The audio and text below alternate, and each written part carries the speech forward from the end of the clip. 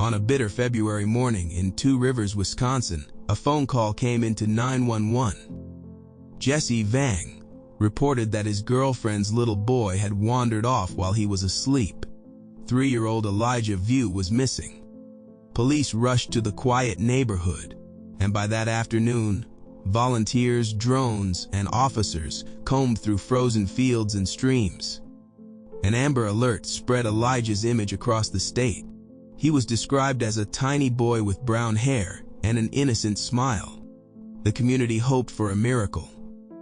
But as investigators began peeling back the layers of the story, the hope for a safe return started to fade. According to court records, Elijah's mother, Katrina Bauer, had left her son in the care of Jesse Vang, not for babysitting, but for discipline. Prosecutors alleged that Vang had a reputation for harsh punishments, including cold showers. On February 19, 2024, surveillance cameras captured Vang dropping an empty suitcase outside a St. Vincent, Delaware, Paul thrift store. Investigators would later recover that suitcase and find Elijah's DNA inside.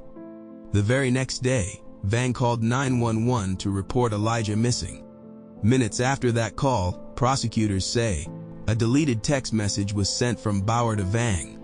It read chillingly, "Say you guys were taking a nap and he left." For months, the search for Elijah continued. Police said there was no sign of abduction, no evidence he had wandered far on his own. Yet there was also no body, no closure. The community of Two Rivers organized vigils, leaving stuffed animals and flowers outside City Hall. Residents wore Elijah's favorite color, red, to keep his memory alive. But whispers grew louder. What really happened inside Vang's home? On September 7, 2024, a hunter preparing his lands stumbled across skeletal remains in a remote wooded area just 3 miles from Vang's house. The state crime lab later confirmed what many had feared. The remains were Elijah's. The discovery shifted the case from a missing child investigation to a homicide inquiry. By October 2024, Manitowoc County prosecutors announced charges. Jesse Vang was accused of physical abuse of a child, repeated acts causing death, hiding a corpse, and obstruction. Katrina Bauer faced counts of chronic neglect of a child resulting in death, child neglect, and obstruction. Court filings used strong language, describing Elijah's treatment as torture. Prosecutors pointed to the suitcase, the text messages, and the shifting stories as evidence of a cover-up. Both defendants entered not guilty pleas. As of mid-2025, the case is still winding its way through the courts. No trial date has been set.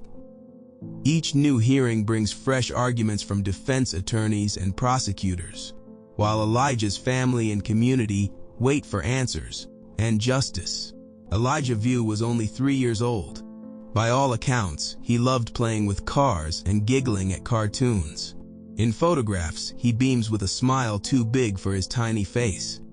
The tragedy of his story is not just in the loss of a child, but in the haunting questions left behind.